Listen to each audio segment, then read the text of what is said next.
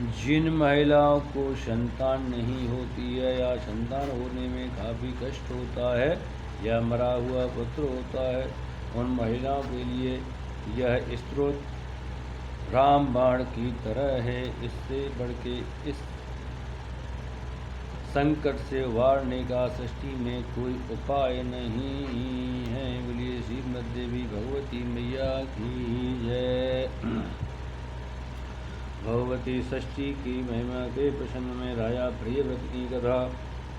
अनेकानां च देवीनां श्रुतमाख्यानमुत्तमम् अन्यासां चरितं ब्रह्मन् बद्वेद्विदाम्बरं धीनाडोवाच सर्वासां चरितं विप्र वेदश्च पृथक् पृथक् पूर्वोक्तानां च देवीनां का संश्रोतमेच्छसि। नारद जी बोले, हे ब्रह्मन, हे वेद वेदता में श्रेष्ठ, मैंने अनेक उत्तम देवियों का उत्तम आख्यान सुन लिया।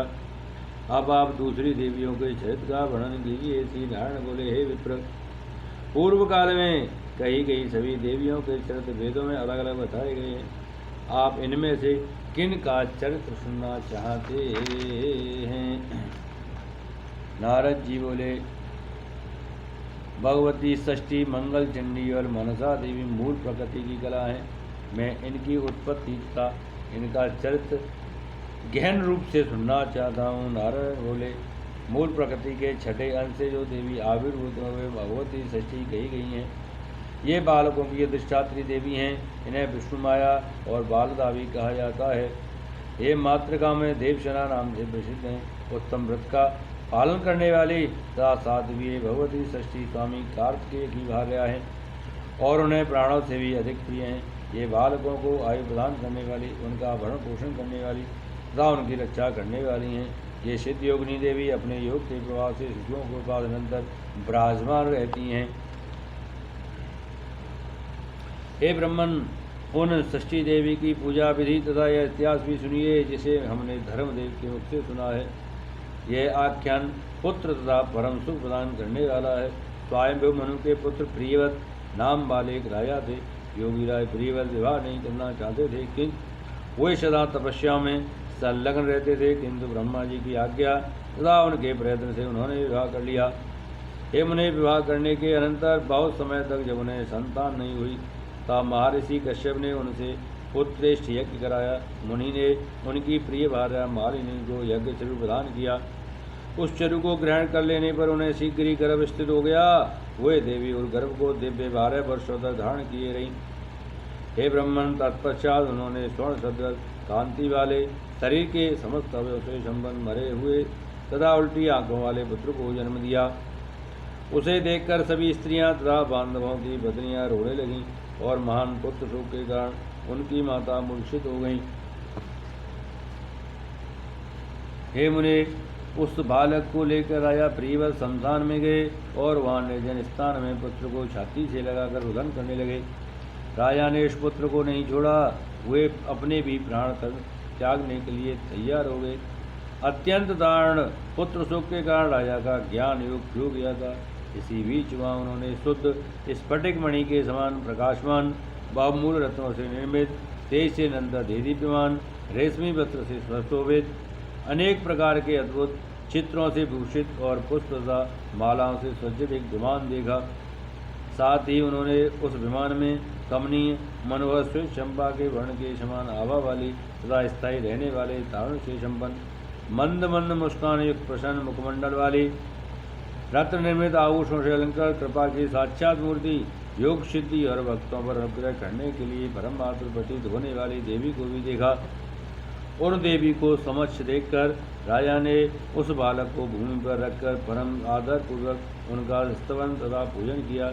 हे नारद, तत्पश्चात राजा प्रियव्रत प्रसन्नता को प्राप्त ग्रीष्मकालीन सूर्य के समान प्रभाव वाली अपने ही तेज से दीदीप्यमान तथा शांत स्वाप वाले उन कार्तिकेय प्रिया भगवती षष्ठी से पूछने लगे। राजा प्रियव्रत बोले, हे सुशोभने, हे कांते, हे सुब्रते, हे बरारोहे, समस्त स्त्रियों में परम धन्य तथा आदरणीय तुम कौन हो? किसकी भार्या हो और किसकी पुत्री हो? हे नारद, नृपेंद्र प्रियव्रत की बात सुनकर जगत का कल्याण करने में दक्ष तथा देवताओं के लिए संग्राम करने वाली भगवती देवसेना उनसे कहने लगी, वे देवी प्राचीन काल में दैत्यों के द्वारा प्रेरित देवताओं की सेना बनी थी। इन्होंने उन्हें विजय प्रदान किया था, इसलिए वे देवसेना नाम से विख्यात हैं। श्री देवसेना बोली, हे राजन, मैं ब्रह्मा की मानसी कन्या हूँ, सब पर शासन करने वाले मैं देवसेना नाम से विख्यात हूँ। विधाता ने अपने मन से मेरी सृष्टि करके स्वामी कार्तिकेय को सौंप दिया। मातृका में विख्यात मैं स्वामी कार्तिकेय की प्रतिपदा भार्या हूँ। भगवती परा प्रकृति का षष्ठांश होने के कारण मैं विश्व में षष्ठी इस नाम से प्रसिद्ध हूँ। मैं पुत्रहीन को पुत्र, पति को प्रिय पत्नी और दरिद्रों को धन देने वाली हूँ। कर्म करने वाले को उनके कर्म का फल प्रदान करने वाली हूँ। हे राजन, सुख दुख भय सुख हर्ष मंगल स्वर्ग प्रति और विपत्ति यह सब कर्मानुसार होता है। अपने कर्म से मनुष्य अनेक पुत्रों वाला होता है। कर्म से वह वंशीन होता है, कर्म से उसे मरा हुआ पुत्र होता है और कर्म से वह पुत्र दीर्घजीवी होता है। मनुष्य कर्म से ही गुणी, कर्म से ही अंगहीन, कर्म से ही अनेक पत्नियों वाला तथा कर्म से ही भार्याहीन होता है। कर्म से ही मनुष्य रूपवान तथा कर्म से ही निरंतर रोगग्रस्त रहता है। कर्म से ही व्याधि तथा कर्म से निरोगता होती है। अतः हे राजन, कर्म सबसे बलवान है, ऐसा श्रुति में कहा गया है। हे मुने, इस प्रकार कहकर उन भगवती षष्ठी ने बालक को लेकर अपने महाज्ञान के द्वारा खेल खेल में उसे जीवित कर दिया। अब राजा प्रियवत स्वर्ण की प्रभा के समान कांति से संपन्न तथा मुस्कान युक्त उस बालक को देखने लगे। उसी समय वे भगवती देवसेना बालक को देख रहे राजा से कहकर उस बालक को लेकर के आकाश में जाने को उद्यत हो गईं। यह देखकर शुष्क कंठ ओष्ठ तथा तालु वाले वे राजा उन भगवती की स्तुति करने लगे। तब राजा के स्तुति से वे देवी षष्ठी अत्यंत प्रसन्न हो गईं और हे ब्रह्मन, उन राजा से कर्म वेदोक्त वचन कहने लगीं। देवी बोली, तुम स्वयं मनु के पुत्र हो और तीनों लोगों के राजा हो। सर्वत्र मेरी पूजा कराकर स्वयं भी करो, तभी मैं तुम्हें कुल के कमल स्वरूप यह मनोहर पुत्र प्रदान करूंगी। यह सुब्रत नाम से विख्यात होगा, यह गुणी तथा विद्वान होगा, इसे पूर्व जन्म की बातें याद रहेंगी। यह योगींद्र होगा तथा भगवान नारायण की कला से संपन्न होगा। यह क्षत्रियों में श्रेष्ठ तथा सभी के द्वारा वंदनीय होगा और 100 अश्वमेध यज्ञ करने वाला होगा। यह बालक लाखों मत वाले हाथियों के समान बल धारण करेगा तथा महान कल्याणकारी होगा। यह धनी गुणवान शुद्ध विद्वान होगा, प्रिय और योगियों ज्ञानियों तथा तपस्वियों का सिद्ध स्वरूप होगा।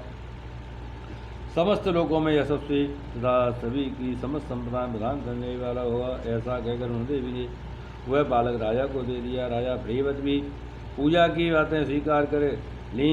तब भगवती उसे कल्याणकारी वर देकर स्वर्ग चली गई और राजा प्रशंसित होकर मंत्रियों के साथ अपने घर आ गए। घर आकर उन्होंने पुत्र के विषय में सारा वृतांत सबसे कहा।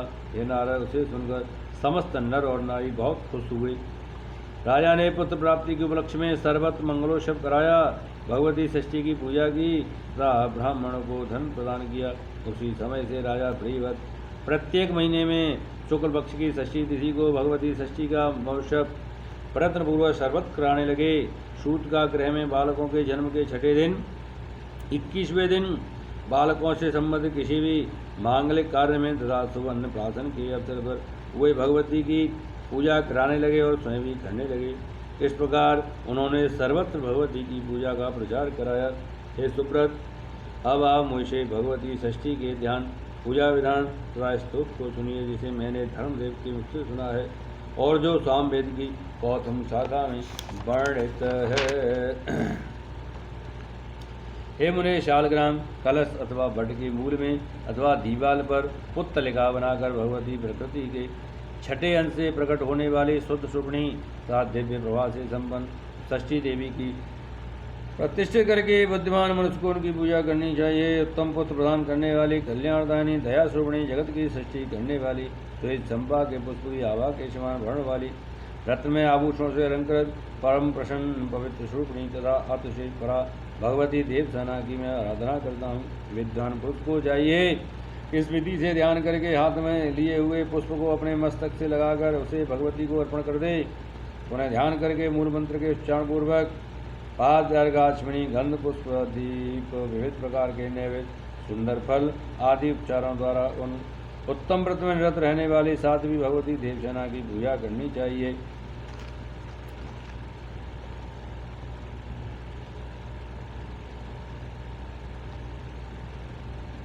तदंतर एकाग्रचित होकर भक्तिपूर्वक स्तुति करके देवी को प्रणाम करना चाहिए। पुत्र प्रदान करने वाला यह उत्तम स्तोत्र सामवेद में पढ़ते हैं। जो मनुष्य भगवती षष्ठी के अष्टाक्षर महामंत्र का 1 लाख जप करता है वह निश्चित रूप से सुंदर पुत्र प्राप्त करता है, ऐसा ब्रह्मा जी ने स्वयं कहा है। हे मनुष्य, अब आप संपूर्ण शुभ कामनाओं की प्रदान करने वाले, सभी प्राणियों को वांछित फल प्रदान करने वाले तथा वेदों में रहस्यमय रूप से प्रतिपादित स्तोत्र को श्रवण कीजिए। देवी को नमस्कार है, महादेवी को नमस्कार है, भगवती सिद्धि एवं शांति को नमस्कार है, सुबह देवसेना तथा देवी षष्ठी को बारंबार नमस्कार है, वरदा पुत्रदा तथा धनदा देवी को बारंबार नमस्कार है, सुखदा मुस्का तथा भगवती षष्ठी को बारंबार नमस्कार है। मूल प्रकृति के छठे अंश से अपनी सद्य शोभणी तथा विशुद्ध शोभणी भगवती को बारंबार नमस्कार है। माया तथा सिद्ध योगिनी षष्ठी देवी को बारंबार नमस्कार है। सार शोभणी शारदा तथा परा देवी को बारंबार नमस्कार है।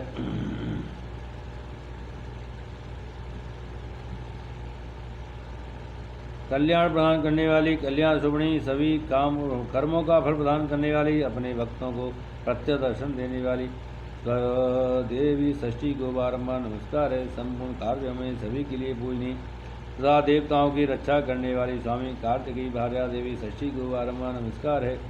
शुद्ध सत्य शुभणी, मनुष्यों के लिए सदा बंधनीय तथा क्रोध हिंसा से रहित षष्ठी देवी को बारंबार नमस्कार है। हे सुरेश्वरी, आप मुझे धन दीजिए, प्रिय भार्या दीजिए, पुत्र प्रदान कीजिए, मान प्रदान कीजिए तथा विजय प्रदान कीजिए। और हे महेश्वरी, मेरे शत्रुओं का संहार कर डालिए, मुझे धर्म दीजिए और प्रीति दीजिए। आप षष्ठी देवी को बारंबार नमस्कार है। ऐसे पूजित है, भूमि दीजिए, प्रजा दीजिए, विद्या दीजिए, कल्याण और जय प्रदान कीजिए। आप षष्ठी देवी को बारंबार नमस्कार है। इस प्रकार भगवती षष्ठी की स्तुति करके महाराज प्रियव्रत ने षष्ठी देवी की कृपा से यशस्वी पुत्र प्राप्त कर लिया। हे ब्राह्मण, जो 1 वर्ष तक भगवती षष्ठी के स्तोत्र का पाठ करता है वह पुत्रहीन मनुष्य सुंदर तथा धीर्यजीवी पुत्र प्राप्त कर लेता है। जो 1 वर्ष तक भक्तिपूर्वक देवी षष्ठी की विधिपूर्वक पूजा करके इस स्तोत्र का श्रवण करता है वह समस्त पापों से मुक्त हो जाता है। माँ बन्या स्त्री भी इसके श्रवण से प्रसव के योग्य हो जाती है और वह भगवती षष्ठी की कृपा से वीर गुणी विद्वान यशस्वी तथा धीरजीवी पुत्र प्राप्त करती है। यदि कोई स्त्री काकवंध्या अथवा मृतवस्था हो तो भी वह 1 वर्ष तक स्तोत्र का श्रवण करके षष्ठी देवी अनुग्रह से पुत्र प्राप्त कर लेती है। पुत्र के व्याधिग्रस्त हो जाने पर यदि माता पिता 1 मास तक स्तोत्र का सुने तो षष्ठी देवी कृपा से वह बालक रोग मुक्त हो जाता है। बोले श्रीमद् भागवत पुराण की जय, भगवती महालक्ष्मी मैया की जय।